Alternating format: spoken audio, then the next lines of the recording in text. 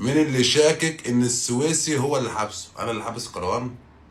انا عمري ما باذي حد بالطريقه دي يا صاحبي. دي اخر رساله كانت ما بينه وما بين كروان. سويسي حقك عليا، معلش ما تزعلش، وانا اسف ليك ولمراتك وانت اخويا، معلش يا سويسي.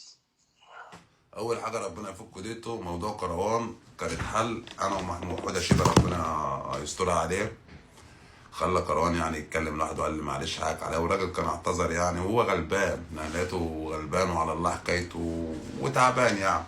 فالراجل طلع اعتذر له، قلت له يا عم خلاص يا عم، ربنا يصلح حالك ويوفقك يا رب. انا كان موضوع خلصان مع كروان، لان كروان غلبان بيتسوح مش العيل اللي هو. فانا عمري في حياتي ما باذي حد بالطريقه دي.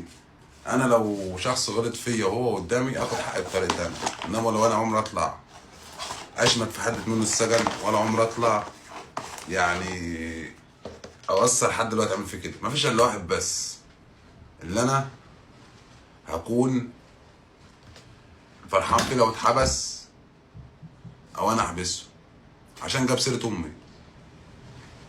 يعني هو عشان جاب سيره امي، ده مفيش مسامحه.